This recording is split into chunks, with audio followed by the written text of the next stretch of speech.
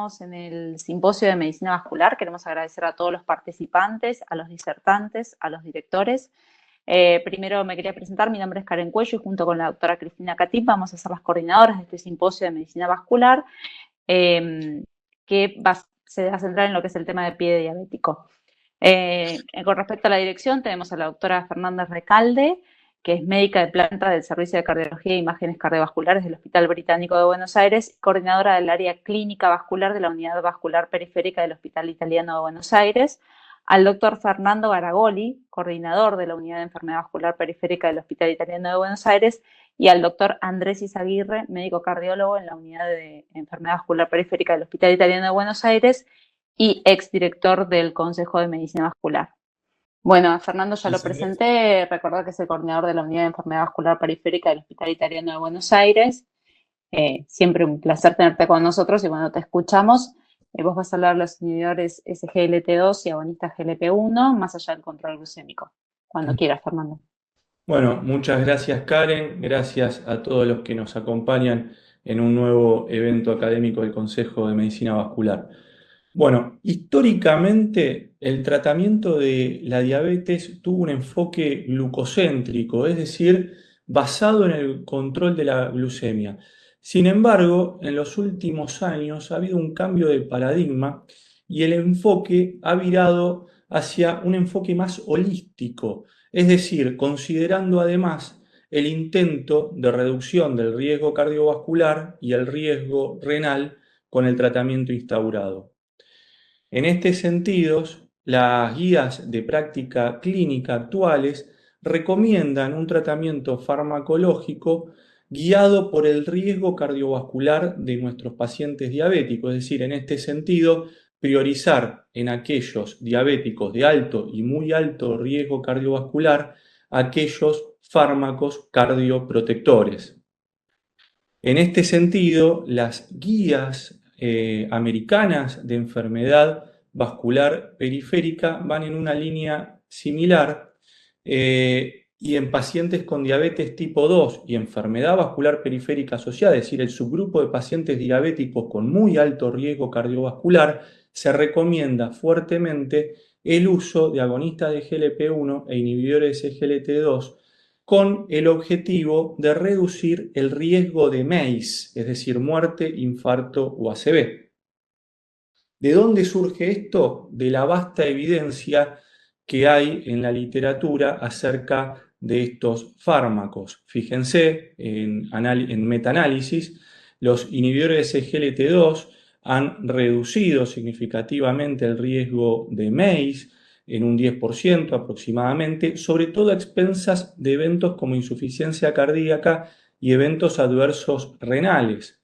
Por su parte, los agonistas de GLP-1 también han demostrado significativamente la reducción de MACE, pero a diferencia de los anteriores, en eventos más bien vasculares, ateroscleróticos, como son el infarto, el stroke y la muerte cardiovascular.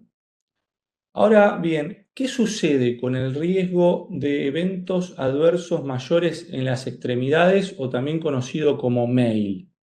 Y en este sentido, las guías toman una recomendación bastante débil en donde consideran que lograr un control glicémico adecuado podría ser beneficioso para mejorar eventos de los miembros, pero sin tomar una postura específica al tipo de tratamiento a instaurar en este sentido. Entonces, ¿qué evidencia específica tenemos con ISGLT2 y agonista de GLP-1 sobre el riesgo de MAIL? Fíjense, nos remontamos a uno de los primeros estudios, el CANVAS, un estudio con canagliflozina en pacientes con enfermedad cardiovascular establecida. ¿Y qué vio este estudio? Que aquellos pacientes bajo el grupo o bajo la rama canagliflozina tuvieron 2 veces más riesgo de amputación. Este hallazgo no fue observado en los pacientes del estudio Credence, que a diferencia del anterior, sobre todo incluyó pacientes con enfermedad renal crónica. cuando vamos a ver qué subgrupo de pacientes fueron los que tuvieron más riesgo de amputación en el programa Canvas, sobre todo hubo dos factores de riesgo que se asociaron a este evento adverso: la amputación, el antecedente de amputación y el antecedente de enfermedad vascular periférica.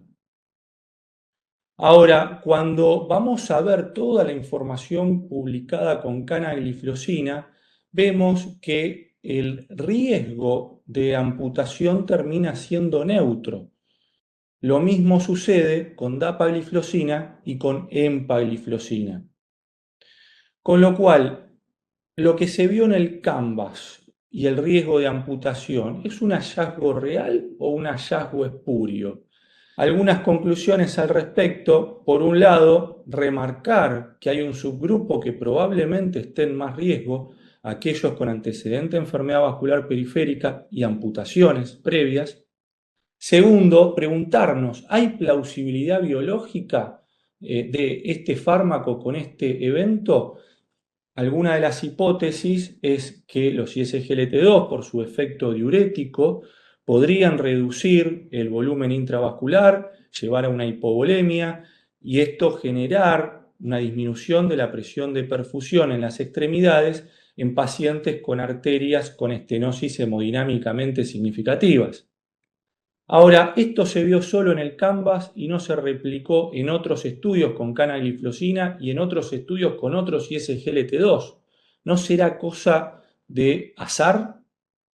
Sin embargo, si uno sabe del riesgo global de estos pacientes que tratamos día a día, tal vez sería conveniente tomar una postura conservadora, tener precaución y, como recomendación, esto lo que hacemos nosotros en nuestro consultorio de cardiometabolismo, en pacientes que consideramos de alto riesgo, aquellos con úlceras activas, por ejemplo, tal vez esperar, evitar el inicio en esta situación clínica y posponerlo cuando se haya logrado la epitelización de las heridas. Ahora, ¿qué sucede con los agonistas de GLP-1? Fíjense, fuimos a buscar a PubMed cuántos trials hay publicados con agonistas de GLP-1. Fíjense, más de 1.300 trials en diferentes contextos clínicos, ¿no? Pero, ¿cuántos de todos estos trials han abordado la evaluación del riesgo de MEIL, el impacto de estos agonistas GLP-1 en la reducción del riesgo de MEIL? Y solo 4 trials de más de 1.300 que hay publicado en la literatura incluyeron el endpoint MEIL, esto hablando de la subrepresentación, ¿no?, de la enfermedad vascular periférica en la literatura en general. Esto fue a la fecha del 31 de mayo del 2024, momento en que hicimos nuestro metaanálisis con el equipo de investigación de nuestro hospital. Los estudios que terminamos incluyendo en este metaanálisis, que finalmente habían abordado el endpoint MEIL, fueron Substance 6, Flow con semaglutide, Excel con exenatide, Leader con liraglutide. La población se trataba de todos pacientes con diabetes tipo 2, con o sin enfermedad previa, enfermedad arterial de miembros inferiores previa. El endpoint justamente fue MEIL, al cual consideramos como un combinado de revascularización periférica o amputación. Y fíjense, las conclusiones de nuestro estudio es que los agonistas de GLP-1 reducen el riesgo de MEIL en un 22% en esta población. Con lo cual, además del beneficio en la reducción de MACE en este tipo de drogas, también parecería haber un beneficio en la reducción de eventos adversos mayores en las extremidades. Recientemente se publicó en el Congreso ICC el STRIDE Trial, un estudio que tomó como población a diabéticos tipo 2 con claudicación intermitente, corroborada con índice tobillo-brazo o índice dedo-brazo. La gran mayoría de la población de estudio, 75%, tenían sobrepeso u obesidad, y el grupo de pacientes que estuvo bajo tratamiento con semaglutide, 1 miligramo semanal, tuvo una mejoría significativa de la distancia máxima recorrida, de la distancia recorrida sin dolor en comparación al grupo placebo.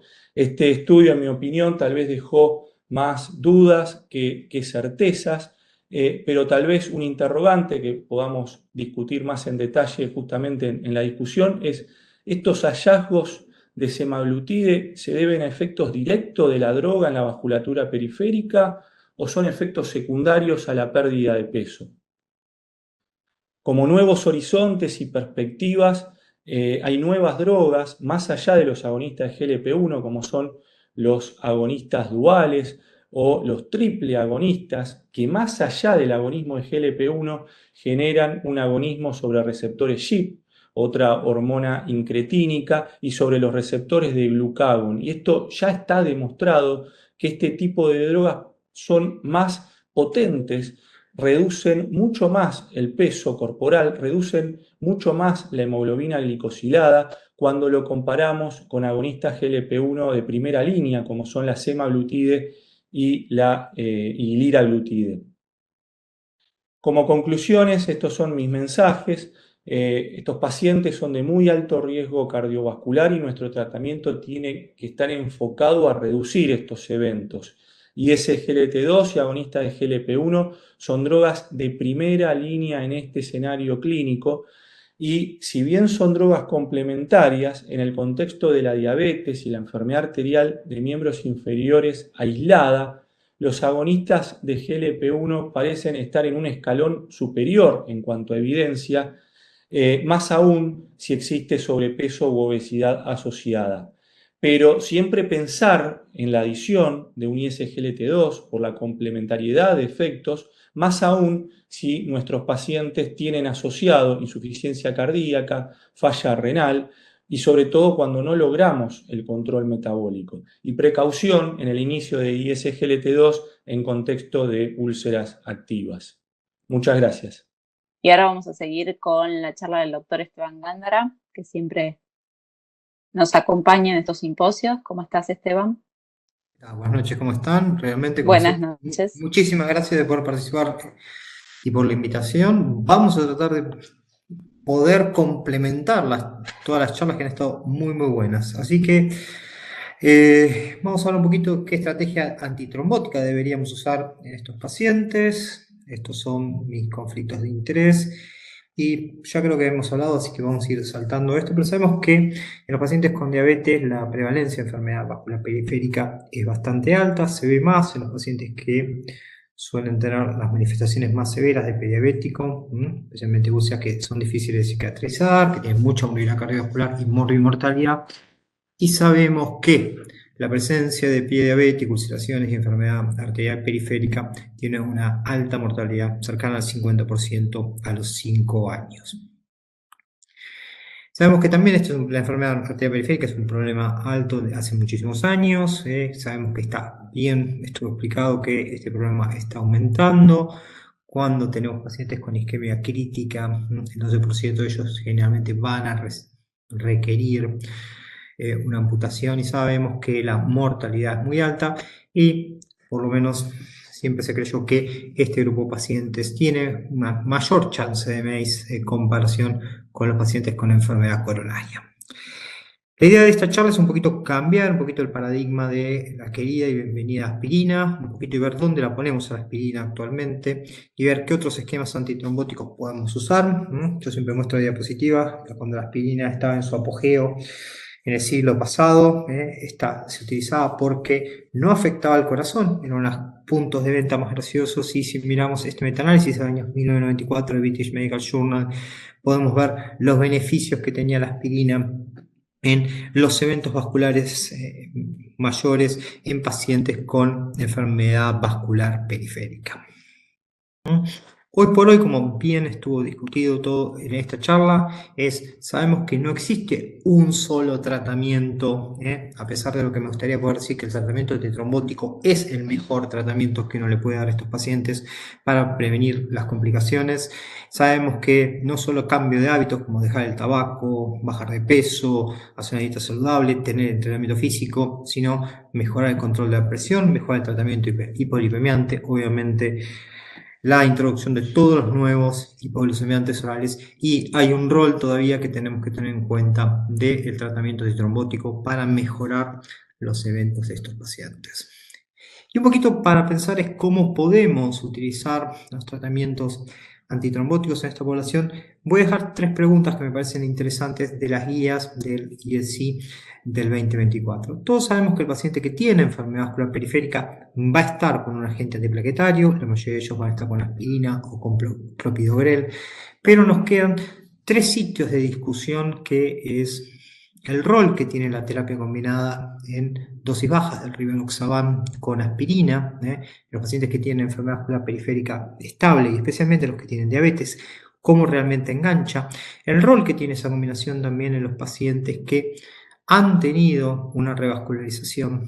Después, el potencial beneficio del clopidogrel por sobre la aspirina, específicamente en los pacientes con enfermedad vascular periférica para disminución de eventos mayores cardiovasculares, y qué rol queda hoy para la aspirina en la prevención primaria de los pacientes con diabetes y realmente el paciente con prediabético en el cual no podemos encontrar enfermedad vascular periférica. Así que vamos a tratar de ir sacando un poquito los temas. El primero que tendremos que pensar es ¿qué hace la aspirina en la prevención primaria de la diabetes? Y la verdad que vamos a ver prácticamente la misma discusión en varias discusiones, es beneficio que tenemos vascular contra el aumento del riesgo de sangrado. Este es el estudio Ascent, que realmente lo que ha mostrado es que la aspirina en los pacientes que no tienen enfermedad vascular periférica marcada, lo que hace es una reducción de los eventos vasculares mayores, pero a expensas de un aumento de la tasa de sangrado. Y es por eso que en ciertos aspectos queda como una decisión en los pacientes con diabetes, específicamente la utilización de la aspirina para prevención primaria. También charlamos un poquito de clopidogrel solo y esta recomendación que está en las guías específicamente, y esto viene ya del año 1996 con el estudio CAPRI, en el cual, si vemos el análisis de subgrupo específico, podemos ver que cuando comparábamos clopidogrel contra aspirina en los pacientes que tenían enfermedad vascular periférica, es donde se ve el mayor beneficio en la reducción de eventos mayores cardiovasculares, de un 4.86% en los pacientes que estaban recibiendo aspirina contra un 3.71% en los pacientes que estaban con clopidogrel, y interesante, con una similar tasa de sangrado mayor y eventos adversos severos. Y es por eso que vamos evolucionando, y creo que esta diapositiva me gusta siempre, pues un poco lo que estamos haciendo en nuestras prácticas, es qué es lo que estamos haciendo hoy por hoy en los pacientes que tienen enfermedad vascular periférica, y vamos a ir viendo qué situación tienen los pacientes diabéticos. Sabemos que los pacientes que tienen una presentación sin mucha carga trombótica y de enfermedad vascular periférica que no está siendo tratada vascularmente en ese momento, la monoterapia con un antiagregante es lo que está recomendado, y especialmente si el paciente tiene alto riesgo de sangrado. Tenemos la recomendación hoy por hoy también que los pacientes que tienen alto carga trombótica sin alto riesgo de sangrado deberíamos utilizar la combinación de aspirina y rivaroxaban 2,5 cada 12 2 veces al día. Y sabemos que el grupo de los pacientes con diabetes, enfermedad polivascular e insuficiencia renal leve son los pacientes que realmente se benefician de estas intervenciones, específicamente aquellos que también tienen enfermedad severa y han tenido, por ejemplo, alguna revascularización previo a todo esto. Para cuando tenemos que revascularizar a los pacientes, lo que sabemos es que muchas de las decisiones de la terapia antitrombótica que vamos a hacer es dependiendo del riesgo de sangrado. Si el paciente tiene un riesgo de sangrado bajo, hoy por hoy, después de la mayoría de las intervenciones, se recomienda la utilización de aspirina y rivaroxaban 2,5 2 veces al día, más o menos el clopidogrel una vez por un mes, y después continuar, si el paciente lo requiere, con aspirina y rivaroxaban. Si el paciente tiene un alto riesgo de sangrado, lo que hacemos es terapia antidual por 1 a 3 meses y luego seguimos con monoterapia. Pero la pregunta es, ¿cómo se comportan los pacientes diabéticos en esta población? Y creo que tenemos que tener en cuenta algunas cositas que se vieron en el COMPASS y en el Voyager para tomar decisiones. Lo que sabemos es que en el estudio COMPASS específicamente, para recordar, era en pacientes que estaban estables, no habían tenido rasgos de lesiones recientes. Lo que demostró es que la combinación de aspirina y rivaroxaban disminuía en una forma bastante similar a la que tiene en los no diabéticos la cantidad de MEI y especialmente de muerte cardiovascular y amputaciones. Lo que sí se sabía es que este beneficio era mayor en los pacientes diabéticos en números absolutos que en los pacientes no diabéticos. Y como todas las combinaciones que tenemos de aspirina y rivaroxaban, esto vino a un aumento de riesgo de sangrado con tasas bastante similares en los pacientes diabéticos y los no diabéticos, como se pueden ver aquí, con tasas que estaban en 3.2% y 3.4% y 4.5% y 4.4% para los pacientes que estaban con rivaroxaban, tanto sin diabetes como con diabetes. Y esta era una tasa de sangrado estadísticamente significativa, así que cuando lo utilizamos tenemos que pensar que el paciente tiene que tener el menor riesgo de sangrado posible para darle mayor beneficio. El Voyager, sin embargo, fue un estudio que se hizo en los pacientes que requerían específicamente procedimientos endovasculares y se empezaba en forma posterior. Lo que se vio aquí es que en el Voyager esto se asoció con una disminución de MEIS, específicamente llevado por una disminución de la isquemia aguda de las extremidades en este estudio, y una tasa de sangrado que es bastante discutible, ya que la tasa TIMI no fue estadísticamente significativa, aunque fue bastante similar a la escala de la tasa ISTH, aunque esta sí fue estadísticamente significativa. Pero la pregunta es cómo se portaron específicamente los pacientes diabéticos en esta población. Y esto tengo que reconocer que me fue difícil, así que les voy a pedir perdón, pero tuve que utilizar videos para esto, así que voy a pedirle perdón a la doctora Cecilia Lowong, pero es la que tuve que sacar de una de sus presentaciones realmente esto. Lo que se vio en el estudio Voyager es que los pacientes diabéticos tienen peor evolución, que eso ya lo sabemos, que los pacientes no diabéticos, un 4% mayor incidencia de eventos en el seguimiento específicamente, pero hubo dos cosas que me han llamado la atención y quiero compartir con ustedes para que ayuden a tomar las decisiones de la práctica cotidiana. Realmente uno pensaría que el beneficio, como en el COMPASS, hubiese sido mayor en los pacientes diabéticos y, a pesar que eran 40% de la población del estudio Voyager, si bien no fue estadísticamente significativo, podemos ver que el beneficio específicamente del endpoint primario no se vio en forma estadísticamente significativa en los pacientes diabéticos comparados con los pacientes no diabéticos. También quiero marcar que la combinación de rivaroxaban y aspirina en esta población se asoció con un mayor riesgo de sangrado, cuando vemos aquí específicamente del riesgo mayor TIMI, 3.9% contra 1.2%. Miren ustedes, en los pacientes no diabéticos que la tasa de sangrado es bastante similar, entonces no tenemos una diferencia estadísticamente significativa en una, pero sí en los pacientes diabéticos, y lo que podemos ver es que sacando a los pacientes de bajo riesgo de sangrado, donde no fue estadísticamente, había realmente un muy alto riesgo de sangrado en la población de pacientes que estaban con diabetes y habían sido incluidos en este estudio. Así que creo yo que las conclusiones de cuáles son los mejores esquemas antitrombóticos hoy por hoy en los pacientes que están con diabetes, específicamente con pie diabético, es que el paciente asintomático con bajo riesgo de sangrado uno debería considerar la aspirina. En los pacientes sintomáticos que no requieren procedimientos endovasculares, uno puede considerar la combinación de rivaroxaban 2,5 cada 12 más aspirina. Al resto deberíamos darle monoterapia. Creo que debemos darle un rol más preponderante al clopidogrel como monoterapia que la aspirina.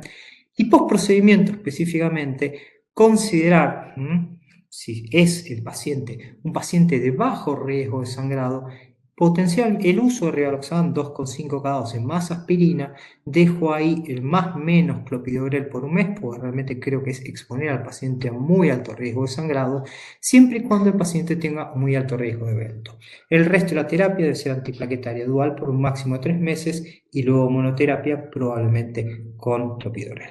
Muchísimas gracias y dejo aquí una fotito de Mar del Plata. Ahora le damos lugar a la doctora Anaí Velati, ¿sí? Ella nos va a hablar sobre el manejo del pie diabético, la perspectiva del dermatólogo. Y la doctora es dermatóloga jefa de la sección de cicatrización de heridas del Servicio de Dermatología del Hospital. Muchísimas gracias por la invitación y agradecer específicamente al grupo organizador y al doctor Fernando Garagoli que me hizo la convocatoria.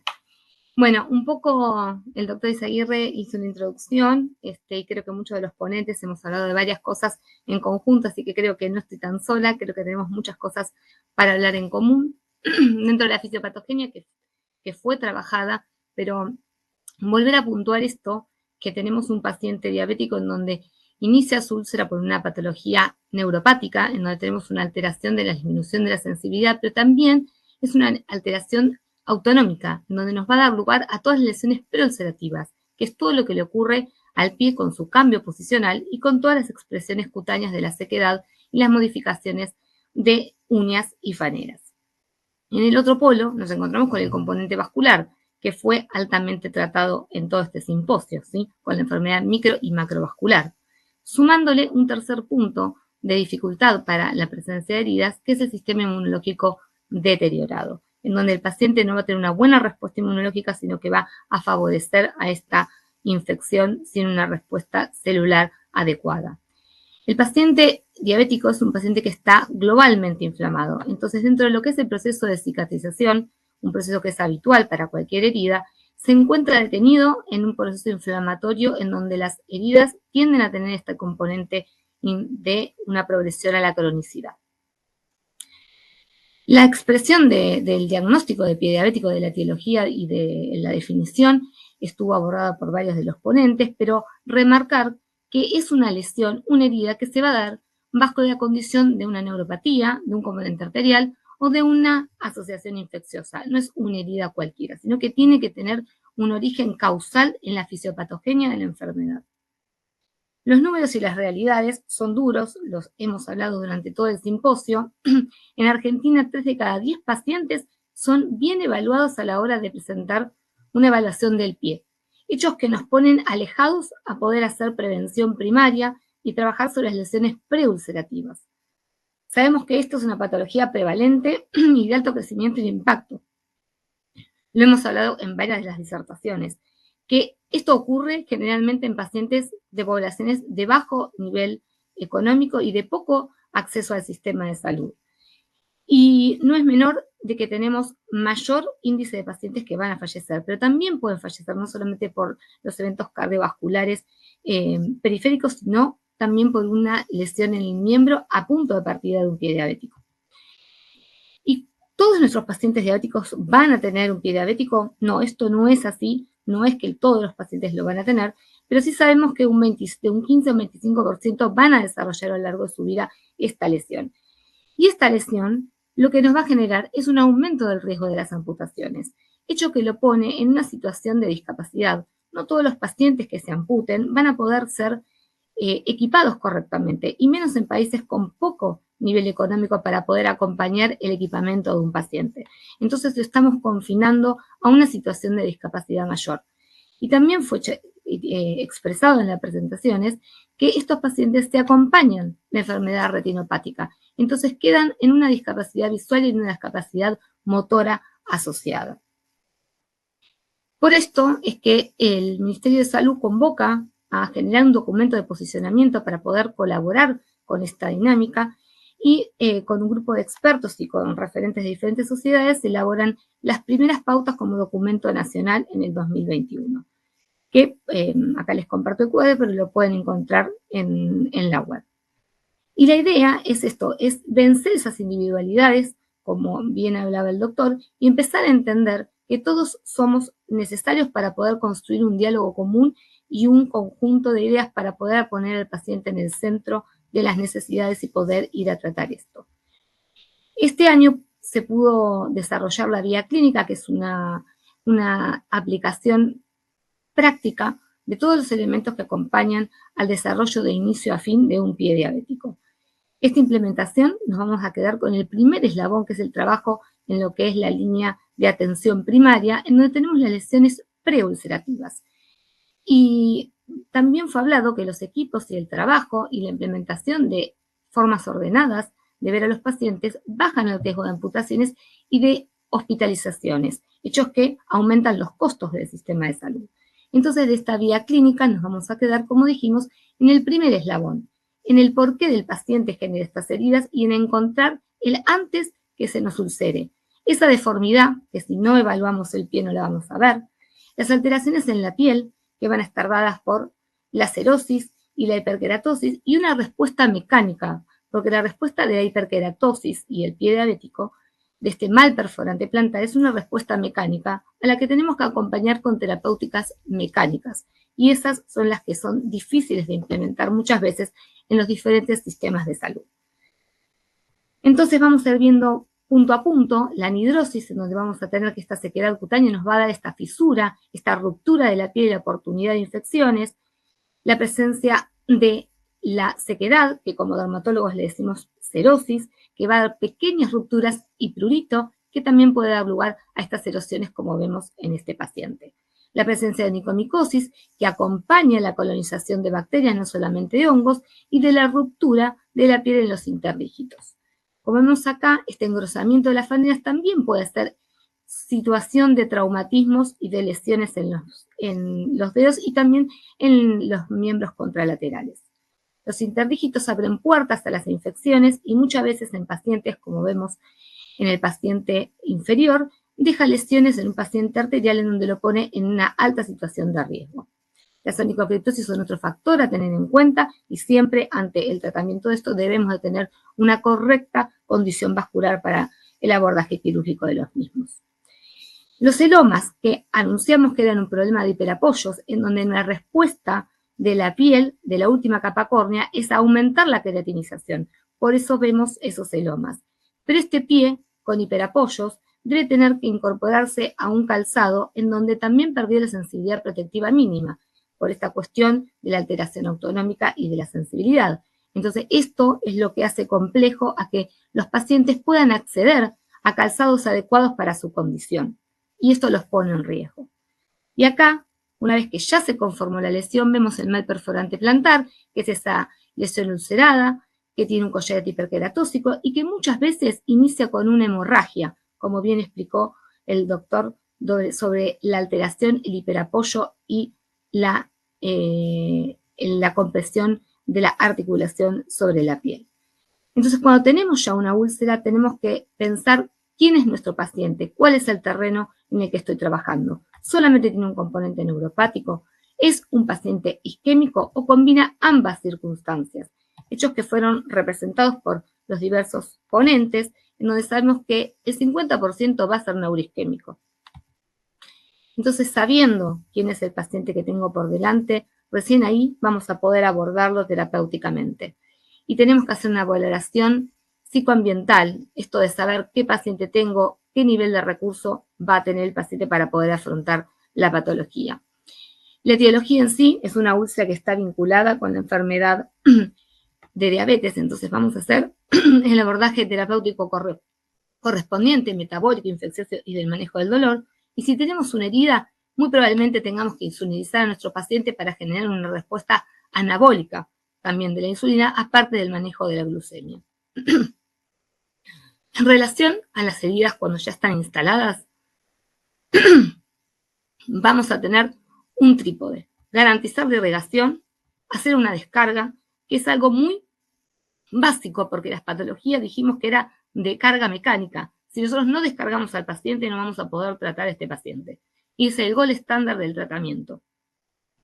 A lo cual es muy difícil de acceder porque no todos los pacientes van a poder tener un tratamiento de yeso de contacto total, un walker o una sandalia acorde o un calzado diseñado para hacer esa descarga en el pie. Y finalmente nos queda la evaluación local de la herida, que la hacemos a través del esquema TIME. El esquema TIME es un esquema en donde tenemos que observar, tocar y oler las heridas para poder realmente tomar una conducta terapéutica locorregional. Esta toma de decisiones con una cura húmeda la vamos a instalar solamente en aquellos casos que el paciente tenga la presencia de oxígeno positivo. Si no tenemos un paciente revascularizado con una buena irrigación, no vamos a darle agua al lecho de la herida, sino que vamos a hacer una cura seca. En relación al time específico vinculado al pie diabético, sabemos que tenemos que hacer un debridamiento y que se estipulan los debridamientos seriados para que no haya tejido necrótico. Se puede utilizar diferentes productos del mercado y también el debridamiento corto, el cortante o el de quirófano. Dentro de lo que es las infecciones, si no está infectado el paciente, vamos a usar una solución fisiológica. Si está infectado, podemos usar una solución antiséptica por un corto periodo. Y en relación a la humedad, tenemos que tener en cuenta que son pacientes que en general van a tener un pie seco, entonces no vamos a tener un exceso de humedad. Si el paciente está teniendo un exceso de humedad, tenemos que pensarlo en el contexto de que haya un aumento de la vasculatura porque está infectado. Y cuando llegamos al borde, hiperkeratosis, algo que se nombró dentro del equipo, tenemos que tener un buen experto asociado como podólogo para que haga el descenso de esta hiperkeratosis reactiva, pero que no nos deje una úlcera como consecuencia. Y me quiero volver un segundo a la infección. ¿Vamos bien? ¿Me escuchan bien? Perfecto, doctora. Bien. Entonces, queda poquito tiempo, eso sí. Sí, estamos bien.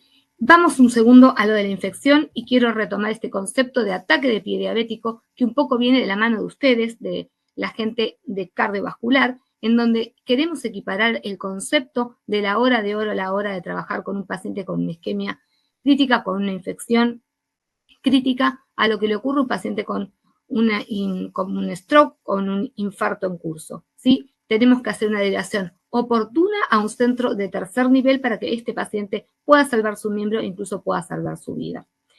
Y como último, cuando todos los tratamientos fueron instaurados y no respondió, tenemos tratamientos de avanzada cicatrización de herida que lo vamos a ver a vuelo de pájaro.